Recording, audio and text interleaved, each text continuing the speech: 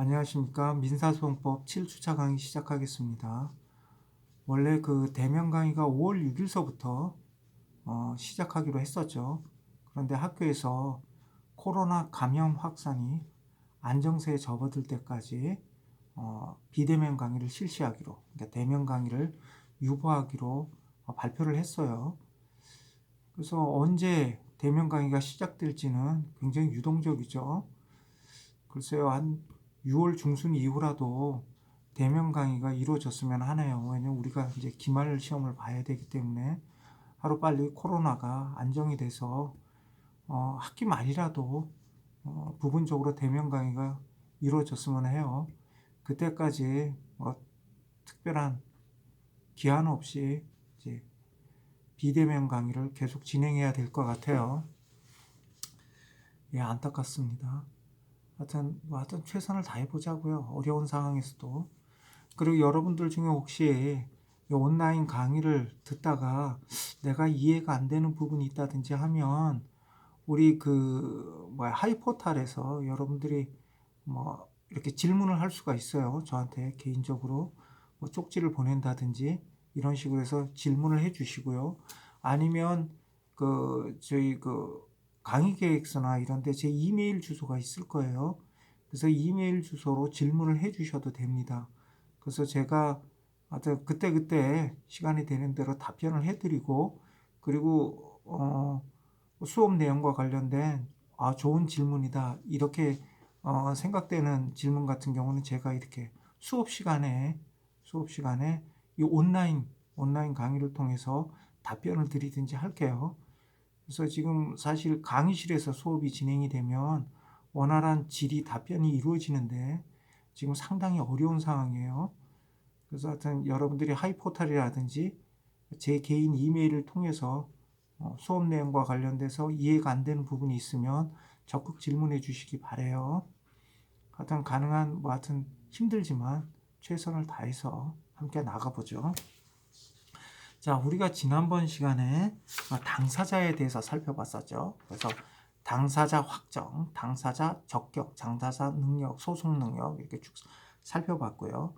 오늘 이 시간에 이제 소송상 대리인에 대해서, 대리인은 당사자 본인이 아니죠. 당사자 본인을 대리해서 소송 행위를 하는 사람을 이제 소송상 대리인이라고 해요. 자, 우리 교재 120쪽 한번 보시죠. 120쪽. 소송상 대리인의 의의 한번 보죠. 자, 소송상 대리인이란 당사자의 이름으로 소송 행위를 하거나 소송 행위를 받는 제3자를 말한다. 이 개념 정의는 여러분들이 민법 총칙 시간에 대리인에 대한 개념 정의하고 똑같아요. 다만 이제 대리인 같은 경우는 법률 행위, 그러니까 실체법상 법률 행위를 대리하는 사람이고, 소송상 대리인은 소송 행위를 대리하는 거죠. 소송 행위를.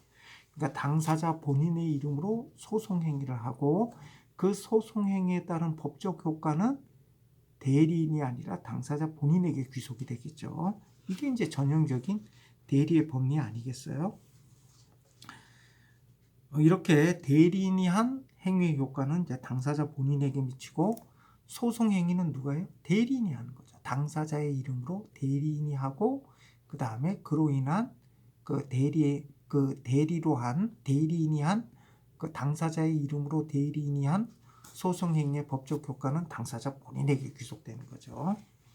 자, 대리인에는 우리 실체법상 대리인도 법정 대리인, 임의 대리인이 있죠. 우리 소송상 대리인도요, 법정 대리인이 있고 임의 대리인이 있어요. 그래서 법률의 규정이라든지 법원에 의해서 선임된 대리인이 그게 법정 대리인이죠. 그 다음에 당사자 본인의 의사에 의해서 대리권이 수여돼서 대리인이 된 사람을 우리가 임의 대리인이라고 해요. 이 개념 정의는 우리 민법상 민법 총칙에서 우리가 살펴봤던 대리인하고 똑같아요. 그 다음에 대리권의 범위에 따라서는 소송행위 전반에 걸쳐 포괄적인 대리권을 갖는 포괄 대리인하고 개개의 특정한 소송행위만 대리하는 개별 대리인으로 나뉘어져요. 근데 개별 대리인은 그렇게 흔한 경우는 아니에요. 우리가 일반적으로 소송상 대리인은 거의 대부분 일체 행위를 할 수 있는 그러니까 굉장히 넓은 범위에 아주 포괄적인 대리권을 갖는 경우가 거의 대부분이에요. 오히려 개별 대리인이 이게 이제 예외적인 경우죠. 그래서 개별 대리인의 예를 한번 들어보면 송달영수의 대리권을 갖는 경우, 그러니까 소송 서류를 송달받을 수 있는, 그러니까 본인을 대신해서 소송 서류를 송달받을 그런 대리권을 갖는 경우, 예를 들어서 교도소나 구치소에 수감된 사람에 대한 소송 서류의 성들은 누가 대신해서 받냐 하면 교도소장이나 구치소장이 받거든요.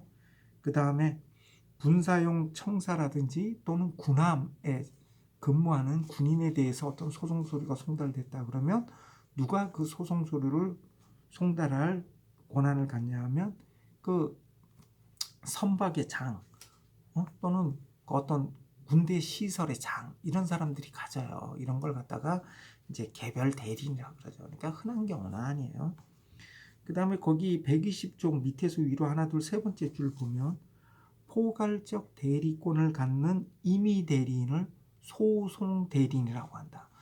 우리가 보면 이제 소송 대리인 하면 우리가 일반적으로 여러분들이 이제 법원직 공무원 시험 볼 때도 지문에 보면 소송 대리인 이렇게 지문에 나타나는 경우에 소송 대리인은 법정 대리인도 있고 임의 대리인도 있지 않나?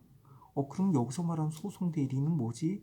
이렇게 이제 생각할 수가 있는데 우리가 흔히 그냥 소송 대리인이라고 얘기할 때는요, 임의 대리인을 가리키는 거예요. 포괄적 대리권을 가진 임의 대리인. 그 중에서도 이런 임의 대리인은 다시 우리가 나중에 살펴보겠지만 두 종류가 있어요. 법률상 대리인이 있고요. 그 다음에 소송 위임을 받은 소송 대리인이 있어요. 법률상 대리인은 지배인을 생각하시면 돼요. 지배인. 지배인 같은 경우에 영업주가 지배인을 선임하면 지배인은 영업주 본인을 위한 일체의 재판상 행위를 할 수 있어요. 우리 상법에 그렇게 규정이 돼 있어. 상법이 지배인의 권한과 관련해서 지배인은 영업주 본인을 위해 재판의 일체 행위를 할 권한이 있다라고 규정을 하고 있어요. 그러니까 우리 상법에서 지배인에 대해서는 그 포괄적인 그 재판상 행위를 할 수 있는 권한, 소송 대리권을 부여하고 있어요. 그래서 이걸 법률상 대리인이라고 해요. 그럼 법률상 대리인은 법정 대리인 아닌가요? 이렇게 생각할 수도 있는데 대리권의 범위, 근거하고 범위만 상법에 규정되어 있고 누구를 지배인으로 선임할지는 누구의 의사에 맡겨져 있어요? 본인의 의사에 맡겨져 있죠. 그러니까 영업주가 홍길동이라는 사람을 지배인으로 선임하면 그 홍길동이라는 사람이 상법상 지배인에 관한 규정에 근거해서 포괄적인 대리권을 갖는 거예요. 그래서 법률상 대리인은 법정 대리인이 아니고 임의 대리인, 우리가 뒤에서 나중에 살펴볼 거예요. 그 다음에 또 임의 대리인이 어떤 경우가 있냐면 소송 위임에 의한 소송 대리인이 있죠. 변호사한테 사건을 맡기는 경우, 변호사한테 사건을 맡기는 경우가 바로 그런 위임에 의한 소송 대리인인데 우리가 흔히 소송 대리인 이렇게 얘기할 때는 법정 대리인을 포함하지 않고요. 임의 대리인만 가리켜. 그 중에서도 특히 뭘 가리키냐 하면 위임에 의한 소송 대리인. 변호사한테 개별 사건을 위임하는 경우 이걸 소송 위임에 의한 소송 대리인이라고 하는데 이걸 소송 위임에 의한 소송 대리인이라고 해요. 우리가 이제 법정 대리인과 이런 소송 대리인, 임의 대리인을 포괄하는 의미로 쓸 때는 소송상 대리인 이런 용어를 써요. 소송상 대리인. 그리고 그냥 소송 대리인 이렇게 얘기하면 임의 대리인만을 가리킨다. 그것도 특히 소송 위임에 의한 소송 대리인을 가리킨다. 왜냐하면 여러분들 이제 나중에 법원직 공무원 시험이나 혹시 이런 거 준비하는 학생들 같은 경우에는 지문을 보시면 소송 대리인이라는 용어가 많이 나와. 이때 지문을 풀 때 이게 법정 대리인하고 임의 대리인은 소송상 지위가 차이가 많이 나요. 그럼 이게 법정 대리인인지 임의 대리인지 헷갈리면 답을 고를 수가 없어요. 그래서 우리가 흔히 소송 대리인 하면 임의 대리인을 가리킨다. 다음에 121쪽에 소송상 대리의 특성에 대해서 한번 보죠. 자, 이 소송상 대리 내가 지난번에 아마 맨 처음 우리가 그 소송 행위의 특성인가요? 거기 살펴볼 때 제가 뭐라 그랬냐면 우리 교과서 앞부분에 나와 있어요. 이 소송 행위는 소송 절차를 구성하는 행위잖아요. 근데 소송 절차의 어떤 명확성, 안정성 때문에 소송 행위는 일반 실제법상 법률 행위와는 다른 어떤 특성들이 있다 그랬잖아. 왜냐하면 그 소송 절차의 명확성, 안정성 때문에. 그래서 소송 행위 같은 경우에는 이름 유효하지만 취소하면 소멸되는 그런 소송행위라는 게 없다 그랬잖아요. 원칙적으로. 그래서 소송행위 같은 경우는 무효 아니면 유효라 그랬잖아요. 그리고 우리 앞부분에 보면 소송행위의 특성에 대해서 우리가 좀 살펴봤었는데 이 소송상 대리도 마찬가지예요. 이 소송상 대리 같은 경우에도 소송 절차의 명확성, 안정성 때문에 대리권의 존재와 범위를 획일적으로 처리를 해요. 획일적으로. 그래서 여기는 그 이도 되고 저도 되고 예를 들어 대표적인 게 우리가 그 일반 실체법상 대리에서는 자 대리에는 뭐가 있어요? 유권 대리가 있고 무권 대리가 있죠. 그죠? 대리권이 있는 사람이 한 대리 행위가 그게 유권 대리잖아. 근데 대리권이 없는 사람이 한 대리 행위가 우리가 무권 대리잖아요. 근데 유권 대리, 무권 대리가 있고 그 중간에 어중간한 표현 대리라는 게 있어. 표현 대리. 이 표현 대리가 뭐냐면 이 대리권이 없는 사람이 한 대리 행위인데 대리행위의 효과는 발생해. 대리행위의 효과가 발생한다는 얘기는 뭐예요? 표현 대리인이 한 대리행위의 법적 효과가 본인에게 귀속된다는 거예요. 근데 이 표현 대리인은 대리권이 없는 사람이에요. 무권 대리인이죠. 무권 대리인이 대리행위를 했는데 대리행위의 효과가 발생해. 이게 표현 대리지. 그러니까 이 사람은 원래는 대리권이 없는 사람인데 이 사람이 어떤 대리행위를 했는데 여기에 본인에게 귀책 사유가 있어. 마치 이 무권 대리인이 어떤 대리권이 있는 것 같은 외관이 있어. 그 어떤 대리권이 있는 것 같은 외관 형성에 본인이 어느 정도 책임이 있는 경우에 이 무권 대리인이 한 대리행위 효과가 본인에게 귀속되는 거. 이게 표현 대리잖아요. 그죠? 표현 대리. 그런데 우리 소송상 대리에는요, 그런 게 없어요. 소송상 대리에는 표현 대리라는 게 없어. 표현 대리의 법리가 아예 적용되지가 않아. 그러니까 소송상 대리는 뭐야? 유권 대리 아니면 무권 대리야. 화끈하지? 이거 왜 그래요? 소송 절차의 명확성, 안정성 때문에 그렇다고. 그래서 한번 우리 소송상 대리와 실제법상 대리와 차이가 나는 점을 한번 살펴보죠. 그래서 먼저 대리권의 서면 증명. 소송상 대리권은 서면으로 증명해야 돼요. 우리가 실체법상 대리권 같은 경우 대리인이 대리 행위를 하면서 자신의 대리권의 존재를 반드시 증명해야 되는 건 아니에요. 물론 상대방이 야, 너 대리인이냐? 그럼 네가 대리권 받았다는 거 한번 증명해봐. 이렇게 요구를 하면 증명을 해야겠죠. 응? 근데 뭐 상대방이 요구하지도 않는데 내가 나 대리권 있다 이렇게 증명할 필요는 없단 말이에요. 응? 그리고 또 만약에 상대방이 당신 대리인 맞아? 그럼 대리권이 있다는 사실을 증명해봐 해서 증명을 하는데 반드시 서면으로 증명해야 할 필요는 없어요. 그죠? 이게 실체법상 대리에서는 그렇단 말이야. 그런데 소송상 대리에서는요, 대리권의 존재를 상대방이 요구하든 말든 아무 상관없이 무조건 서면으로 증명해야 돼요. 서면으로. 응? 이게 실체법상 대리하고 또 차이가 있는 거죠. 그래서 어떤 식으로 증명하냐면 법정 대리인 같은 경우에는 법원에 가족관계 증명서, 예를 들어서 뭐 친권자인 경우는 가족관계 증명서를 내고요. 그 다음에 뭐 피성년 후견인 같은 경우는 법원에서 후견 개시 심판하면서 피성년 후견인을 선임했을 거 아니에요? 이때 후견인 선임 결정서 뭐 이런 걸 법원에 제출을 해요. 이건 무조건 제출하는 거야. 이건 무조건 제출하는 거야. 상대방이 요구하든 뭐든지 따지지 않아. 만약에 법정 대리인이 무능력자인 당사자 본인을 대리해서 소를 제기한다든지 소송 행위를 할 때에는 반드시 제출해야 돼. 응? 그 다음에 임의 대리인도 마찬가지예요. 임의 대리인 같은 경우에도 위임장이라든지 특히 이제 소송 위임에 의한 소송 대리인 변호사한테 소송 사건을 위임한 경우에는 변호사들이 그 위임장이라는 거를 법원에 제출을 해요. 당사자하고 작성한 위임장을. 이 위임장 법원에 제출하고, 그 다음에 예를 들어 지배인 같은 경우에는 법인 등기부 등본에 지배인이 나오잖아. 그러니까 법인 등기부 등본을 제출한다고. 이렇게 소송상 대리의 경우에는 대리권의 존재를 반드시 서면으로 증명해야 된다. 서면으로. 그 다음에 대리권 소멸의 통지. 소송상 대리권의 경우에는 그 소송상 대리권이 소멸한 경우 그 사실을 반드시 통지해 줘야 돼요. 실체법상 대리권은 아니죠. 실체법상 대리권에서는 대리권이 소멸됐다고 상대방에게 통지해야 되는 건 아니야. 통지할 의무가 있는 건 아니야. 일반적으로 통지를 해주겠지. 야, 내가 지난번에 홍길동이라는 사람한테 대리권 줬는데 나 그 사람 그 대리권 철회했어. 그러니까 그 사람하고 거래하지 마. 이렇게 뭐 통지는 해주겠지만 반드시 통지를 해야 할 의무가 있는 건 아니에요. 근데 소송상 대리에서는요, 만약에 대리권이 소멸됐다. 그러니까 원고 소송 대리인으로 홍길동이라는 변호사를 선임을 했었는데 그냥 해임했어요. 자, 이런 경우에는 반드시 이 사실을 상대방에게 통지해 줘야 돼요.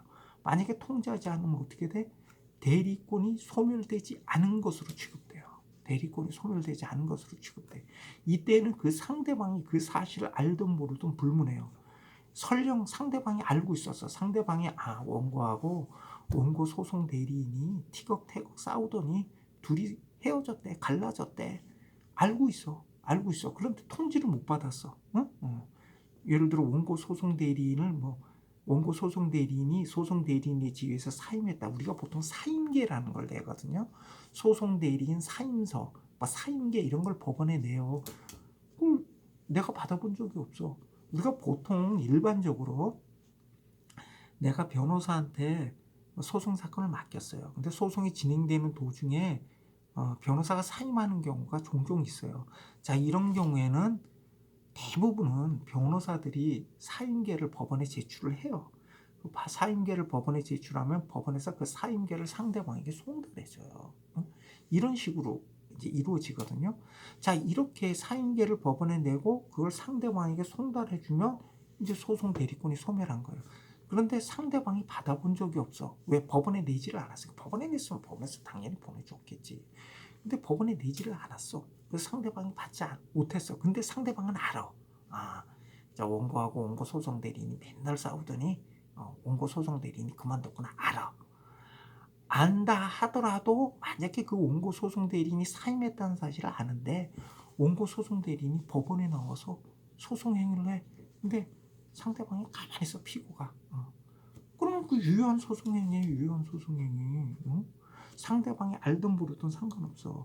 그래서 소송 대리권이 소멸된 경우는 반드시 상대방에게 통지를 해줘야 된다. 근데 여러분들이 이제 주의해야 할 게 소송행위의 상대방. 예를 들어서 원고가 한 소송행위의 상대방은 누구예요? 만약에 원고가 어떤 소송행위를 해 누구한테 해야 되냐고. 원고가 소송행위를 하는데 누구한테 해야 돼? 피고한테 해야? 아니에요. 법원에 하는 거예요. 소송행위는 법원에 대해서 하는 게 원칙이에요. 응? 원고가 어떤 신청을 한다든지 원고가 어떤 사실을 주장한다든지 이거는 법원에 하는 거야. 법원에 하는 거야. 그래서 예를 들어서 지금 여기도 소멸 사실도 원고가 피고한테 내용 증명으로 보내는 게 아니에요. 법원에 제출을 하는 거예요. 응? 소송 대리인 사임서 이렇게 해서 법원에 제출을 하는 거야. 법원에 제출을 하면 법원에서 보내주는 거예요. 상대방한테. 그러면 통지가 된 거지. 응?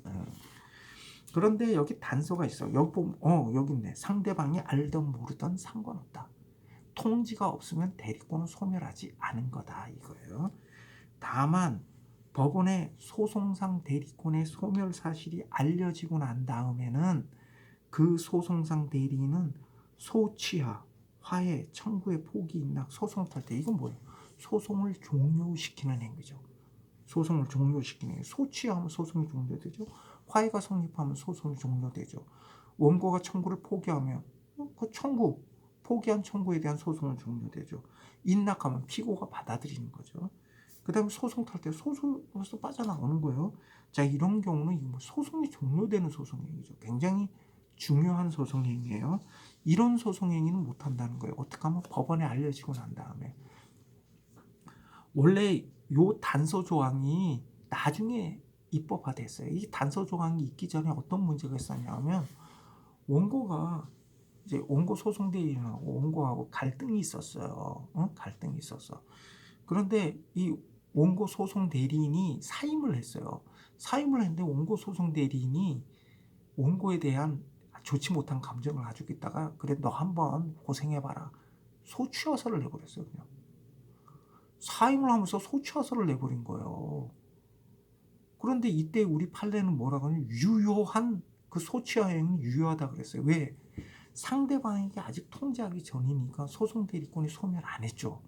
그러니까 적법한 소송 대리인이 소를 취하한 거예요. 그걸 적법하다고 했다고. 이거 좀 황당한 거잖아 이렇게 되면. 그래서 단서 조항이 나중에 들어왔어. 그래서 법원에 소송장 대리권의 소멸 사실이 알려지고 난 다음에, 그러니까 법원에 사임서가 제출됐다면 그 다음에 소취허서가 들어오더라도 받아들이지 않는다 이 얘기예요. 그 다음에 대리권 범위의 법정 한번 보죠. 대리권의 범위가 법률로 정해져 있어요. 우리 실체법상 대리인 같은 경우에는 대리권의 범위는 당사자의 의사에 의해서 정해지죠. 다만 우리 아마 민법에 보면 당사자 대리권의 범위에 관한 규정이 있어요. 근데 이 대리권의 민법상 대리권의 범위에 관한 규정은 어떤 규정이냐면 당사자 간의 약정 내용이 불분명한 경우에 적용되는 거예요. 그때 뭐 예를 들어 뭐 보존행위라든지 뭐 성질을 변하지 않는 범위 내에서 이용 계량 행위를 할 수 있다. 뭐 이런 조항이 있어. 그러니까 당사자 간에 약정한 대리권의 범위가 불분명한 경우에 보충적으로 적용되는 이 규정은 있어도 딱히 무슨 특별한 규정은 없어요. 그러니까 실체법상 대리인 같은 경우는 대리권의 범위는 당사자의 의사에 의해서 정해지죠. 그런데 우리 소송상 대리인의 대리권의 범위는 아니에요. 거의 대부분 법률로 정해져 있어요. 그 법률 내용도 거의 대부분 어떤 내용이냐면 일체의 재판상 행위를 할 수 있다. 이렇게 정해져 있어요. 법률로 정해져 있어. 그리고 121조 맨 밑에 줄 한번 보세요. 당사자가 임의로 제한할 수 없어. 제한하더라도 무효야. 그러니까 이렇게 법이 정해놓은 대리권의 범위를 당사자가 약정으로 임의로 제한하더라도 그와 같은 약정은 효력이 없다는 거예요. 무효라는 거예요. 소송법상으로는 무효예요. 이건 실체법상 대리하고 다르죠. 그죠? 그 다음에 122쪽 한번 보세요. 아까 얘기한 것처럼 민법상 표현 대리의 법리는 적용되지 않아요. 적용되지 않아. 여기에는 그러니까 우리 소송상으로는 유권 대리하고 무권 대리만 있지 그 중간에 있는 표현 대리라는 걸 인정하지 않아요. 자, 소송상 대리의 특성, 이게 굉장히 중요한 부분이에요. 그래서 첫째, 대리권을 서면으로 증명해야 된다. 둘째, 대리권이 소멸한 경우 상대방에게 통지해야 된다. 세 번째, 대리권의 범위가 법률로 정해져 있고 당사자가 이를 임의로 제한하는 약정을 체결하더라도 그러한 약정은 효력이 없다. 그 다음에 네 번째, 민법상 표현 대리의 법리는 소송상 대리에는 적용되지 않는다. 요게 실체법상 대리와 구별되는 소송상 대리의 특성이에요. 잘 숙지해 두세요. 자, 그 다음에 이제 법정 대리인 한번 보자. 법정 대리인. 자, 법정 대리인의 종류. 여기서 법정 대리인 소송상 법정 대리인을 말하는 거예요. 자, 법정 대리인이란 뭐냐? 아까 설명한 것처럼 본인의 의사에 의해서 소송상 대리권이 수여된 경우가 아니고 법률의 규정이라든지 법원의 재판에 의해서 이제 대리권이 수여된 사람들이에요. 그런데 이 소송상 법정 대리인에는 세 종류가 있어요. 세 종류. 첫째, 실체법상 법정 대리인은 소송상으로도 법정 대리인이 돼요. 첫 번째가 실체법상 법정 대리인. 그 다음에 두 번째는 소송상 특별대리인이라고 있어요. 요거는 우리 민사소송법에서 별도의 규정을 두고 있어요. 소송 무능력자를 위해서 소송상 특별대리인이라고 우리 민사소송법에 별도의 규정을 두고 있어. 요 민사소송법에 규정된 소송상 특별대리인, 법정대리인이에요. 그 다음에 세 번째 요게 여러분들이 아차 하고 깜빡깜빡 하는데 이 법정 대리인과 관련돼서는 우리 민사소송법에서는 오히려 이 세 번째 유형이 더 중요해. 이 세 번째 유형이 더 중요해. 이게 뭐냐면 법인 등 단체의 대표자를 법정 대리인으로 봐요. 그러니까 기본적으로 우리 이제 민법상으로는 어떤 법인에 대해서 뭐 법인 실제설, 법인 의제설 뭐 이런 논쟁이 있잖아요. 그죠? 법인의 본질과 관련해서 그건 내가 설명하지 않게요. 그건 여러분들이 민법 총칙 시간에 배우는 거니까. 그런데 이 우리 민사소송법에서는요, 법인 등 단체를 뭘로 보냐면 소송 무능력자로 봐요. 법인 등 단체는 뭐다? 소송 무능력자예요. 소송 무능력자. 그러니까 법인 등 단체를 소송 무능력자로 보고 법인 등 단체의 대표자를 법정 대리인으로 보는 거예요. 이런 이론 구성을 가지고 있어요. 그래서 아까 방금 전에 우리가 소송상 특별 대리인이라는 게 있다 그랬잖아. 우리 민사소송법에. 이 민사소송법에 이 소송상 특별 대리인은 어떤 경우냐면 당사자가 소송 무능력자인데 법정 대리인이 없다든지 또는 법정 대리인이 있는데 무슨 사정으로 대리권을 행사하기가 어려워. 이런 경우 그 소송에 대해서만 법정 대리인 역할을 하는 사람을 법원에서 그 수소법원에서 이렇게 선임하는 거예요. 이게 소송상 특별 대리인이야. 우리가 나중에 살펴볼 거야. 자, 그런데 법인 등 아까 내가 뭐랬어? 법인 등 단체를 우리 민사소송법은 뭐로 본다? 소송 무능력자로 본단 말이야. 그러니까 만약 법인 등 단체에서 대표자가 없어. 이런 경우에도 소송상 특별 대리인을 선임할 수 있어요. 법인 등 단체를 소송 무능력자로 보고 법인 등 단체의 대표자를 법정 대리인으로 본다니까 우리 민사소송법에서는. 그러니까 이 경우 뭐냐면 소송 무능력자한테 법정 대리인이 없는 경우로 봐서 소송상 특별 대리인을 그 경우에도 소송상 특별 대리인을 선임할 수 있다. 이렇게 이론 구성이 된단 말이야. 그래서 여러분들 요건 이제 실체법상 법인 등 단체에 대한 개념하고 차이가 있는 건데 요 소송하고 실체법하고는 헷갈리지 마세요. 우리 소송에선 법인 등 단체는 뭐야? 소송 무능력자야.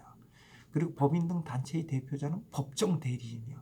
소송상 법정 대리인이야. 응? 요거 반드시 숙지해 주세요. 그래서 자, 그럼 소송상 법정 대리인에는 세 가지가 있다. 하나는 실체법상 법정 대리인, 또 하나는 소송상 특별 대리인, 또 하나는 법인 등 단체의 대표자. 이게 법정 대리인이야. 소송상 법정 대리인. 자, 소송상 법정 대리인의 경우 우리가 이제 민법상으로는요. 거기 122쪽 두 번째 단락이야. 민법상으로는 우리 제한 능력자, 예전엔 행위 무능력자라 그랬지. 이 제한 능력자의 행위는 무효인가요? 아니죠. 유효하다 그랬잖아. 유효하고 나중에 법정 대리인이 취소하면 그 행위 무능력자가 한 법률 행위의 효력은 소급해서 소멸하는 거죠. 응? 그러니까 민법상 제한 능력자가 한 법률 행위는 유효한데 법정 대리인이 취소하면 소급해서 소멸한다. 이런 이론 구성이죠. 그런데 우리 그 소송상으로는요. 소송상으로는 소송 무능력자, 응? 소송 무능력자. 우리 살펴봤잖아. 누가 소송 무능력자인지. 우리가 살펴봤.